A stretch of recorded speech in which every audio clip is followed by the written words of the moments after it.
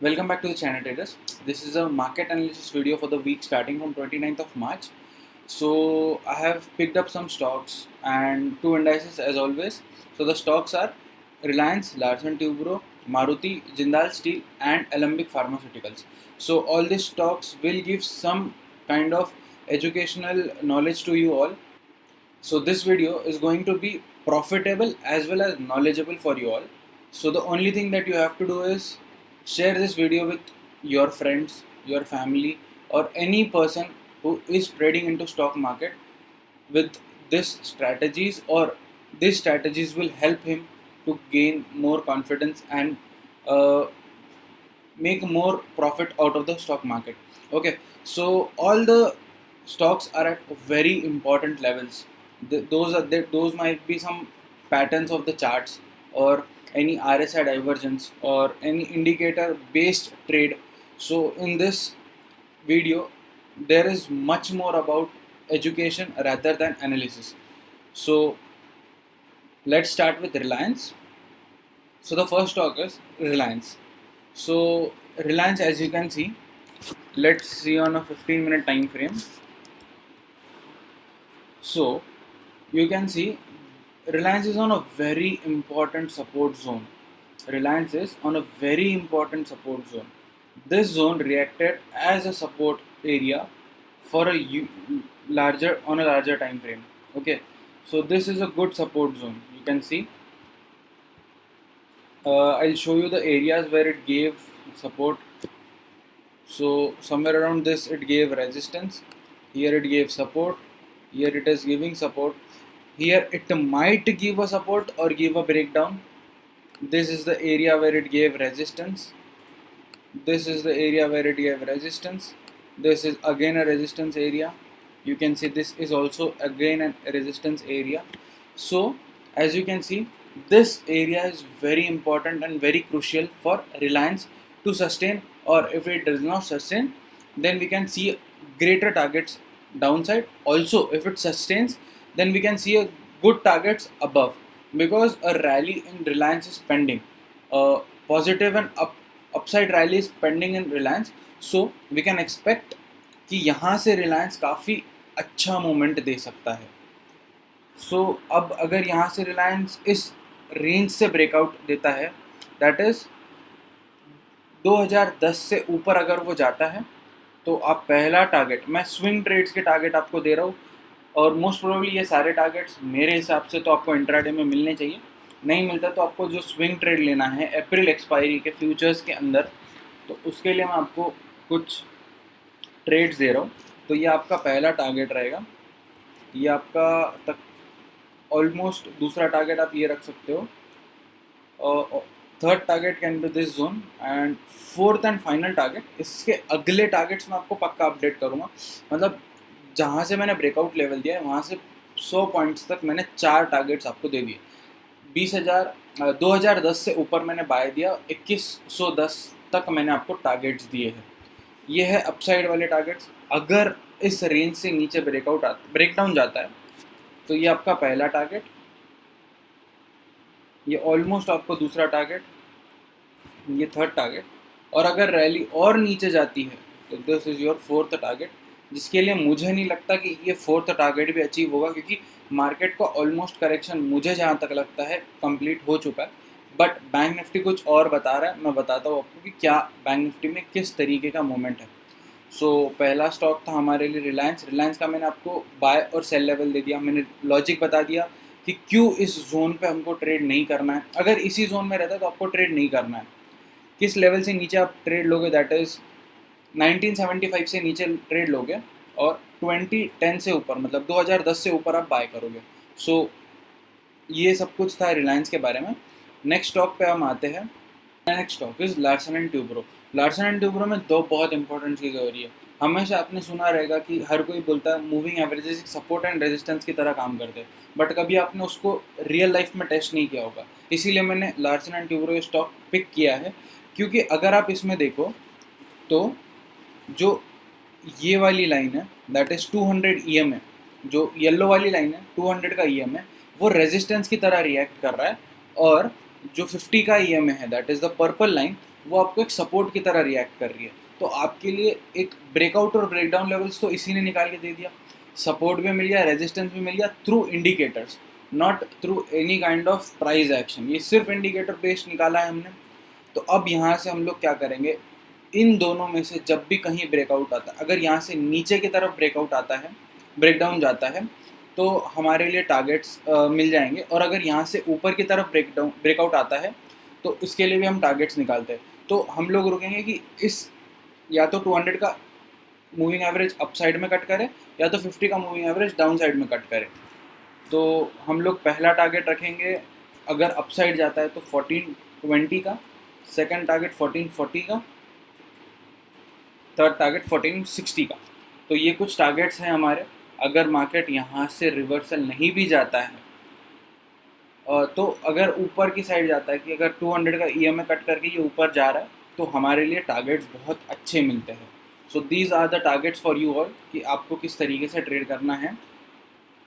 अगर down side जाता है तो पहला टारगेट, या तो फिर आप इस लेवल तक रुको सेल करने के लिए, या तो आप पहला टारगेट 1380 ले सकते हो। मैं पर्सनली 1380 को पहला टारगेट लूँगा। उसके बाद में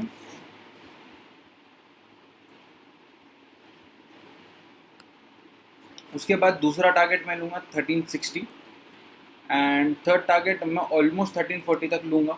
फोर्थ टारगेट के लिए मैं, अगर मिलता है तो ठीक है, नहीं तो फिर मैं आपको, अगर मैं ले रहा हूँ पर्सनली, तो मैं आपको पोस्ट मार्केट एनालिसिस वाली वीडियो में बता दूंगा। और अगर नहीं भी लेता हूँ, जो भी होगा, अगर इसके टारगेट्स अचीव होते तो नेक्स्ट टारगेट्स तो आपको पक्का पोस्ट मार्केट एनालिसिस वाली वीडियो में मिलेंगे।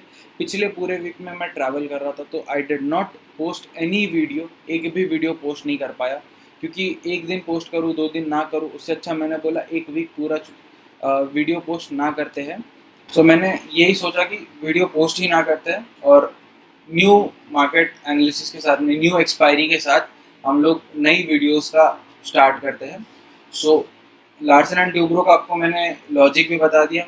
तो इसमें आप लोगों ने क्या सीखा कि मूविंग एवरेजेस के थ्रू आप सपोर्ट एंड रेजिस्टेंस किस तरीके से निकालोगे। तो लार्सन एंड ट्यूब्रो भी हुआ। अब आते हैं मारुति सुजुकी के ऊपर। मारुति सुजुकी के अंदर में बहुत बड़ा एक सपोर्ट जोन दिख रहा है ऑन 15 मिनट टाइम फ्रेम। एक बहुत बड़ा सपोर्ट जोन दिखेगा आपको, ये वाला। ये काफ़ी टाइम से सपोर्ट दे रहा है। यू कैन सी, अपन यहाँ पे एक जोन बनाते हैं from this range to this range, okay. And you can see इसने यहाँ पे भी कई बारी सपोर्ट दिया है। यू कैन सी ये बहुत पुराना वाला एक सपोर्ट जोन है, यहाँ पे बहुत बार सपोर्ट दे चुका है, बहुत बार। मैंने आपको एक पिछले स्टॉक, मतलब पिछले हिस्ट्री के हिसाब से अगला प्रेडिक्शन कैसे लगाना है, मतलब पहली बार उसने यहाँ पे टेस्ट किया इस लेवल को, second time, third time, fourth time, फिर ऊपर की तरफ गया, फिफ्थ टाइम टेस्ट किया है, and this is the sixth time जब वो इस लेवल को टेस्ट कर रहा है। अब यहाँ से दो सबसे ज़्यादा होने वाली चीज़ें हैं, या तो इस रेंज में रहेगा कुछ दिनों तक, या तो इस रेंज से बड़ा वाला ब्रेकआउट आएगा। अगर इस रेंज से बड़ा वाला ब्रेकआउट आता है तो हमको टारगेट्स बहुत बढ़िया मिलने वाले। इस रेंज से बाहर जब भी जाएगा, पहला टारगेट आप लोगों के लिए, दूसरा टारगेट आप लोगों के लिए, और ये रहा तीसरा टारगेट जो आप लोग लोगे। ये स्विंग ट्रेड्स है। अगर इंट्राडे में मिलता है तो 5 मिनट टाइम फ्रेम के ऊपर आप आपके हिसाब से कुछ टारगेट सेट कर सकते हो। और अगर डाउन साइड जाता है तो मैं थोड़े टारगेट्स बड़े रखना चाहूँगा, क्योंकि डाउन साइड काफ़ी अच्छा लग रहा है कि सिक्स्थ टाइम अगर किसी चीज़ को रिटेस्ट कर रहे हो तो शायद यहाँ से ब्रेकडाउन आएगा, और ब्रेकडाउन आएगा तो काफ़ी अच्छे वॉल्यूम के साथ आ सकता है। तो ये मेरा पहला टारगेट, ये मेरा दूसरा टारगेट। मैं 2 टारगेट्स ही रख रहा हूँ डाउन साइड के लिए, और बड़े बड़े रख रहा हूँ। अगर अप साइड जाता है तो कोई इशू नहीं, हम लोग अप साइड के लिए भी रेडी है। अगर डाउन साइड जाता है तो डाउन साइड के लिए ये टारगेट्स है। अगर इंट्राडे में मार्केट इससे ज़्यादा मूवमेंट दे देता है, ये स्टॉक इससे ज़्यादा मूवमेंट अगर दे देता है, तो इसके अगले टारगेट्स टेलीग्राम चैनल पर पक्का अपलोड हो जाएंगे आप लोगों के लिए। सो मारुति सुजुकी का एक सिंपल एनालिसिस था। ये 15 मिनट टाइम फ्रेम के ऊपर ये एक हिस्टोरिकल सपोर्ट लेता आ रहा है। So let's move towards the next stock. Next is Jindal steel. Jindal steel में अगर मैं आपको बोलूँ तो एक पैटर्न फॉर्म हो रहा है, जो एक चार्ट पैटर्न्स होते हैं, जैसे आपने सुना होगा double top, double bottom, flag and pole, ऐसे बहुत सारे, head and shoulder, inverted head and shoulder. तो ये जो सारे पैटर्न्स है उसमें से एक फॉर्मेशन हमको इसमें मिल रहा है जिंदाल स्टील में, और अभी वो आके नेकलाइन पे बैठा हुआ है. अब सबसे पहले हम समझते हैं कि डबल बॉटम पैटर्न मतलब क्या. डबल बॉटम पैटर्न मतलब सिंपली एक पैटर्न जो एक डब्ल्यू के जैसे फॉर्म होता है. दिस, ये एक बॉटम, ये दूसरा बॉटम, और जब ये यहाँ पे एक नेकलाइन होती है, ये नेकलाइन जब ब्रेक होगी ना, तो ये जितना इसने नीचे मोमेंटम दिया है उतना ही वो ऊपर की तरफ देता है. मतलब ऑलमोस्ट जितना उसने यहाँ पे एक टारगेट दिया है, फ्रॉम दिस रेंज,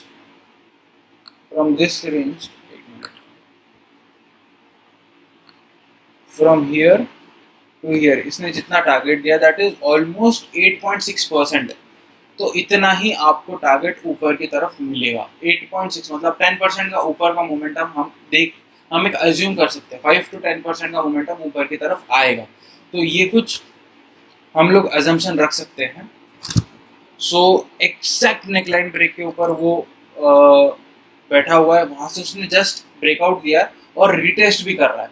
जब कोई चीज रिटेस्ट करती है तो हमारा काम है रिटेस्ट के लिए वेट करो और वहां से बाय करो. तो रिटेस्ट तो उसने कर लिया, अब हमारा काम है इसको बाय करना. तो इट इज़ वेरी सिंपल. यहाँ से हमको बहुत अच्छा टारगेट मिल सकता है.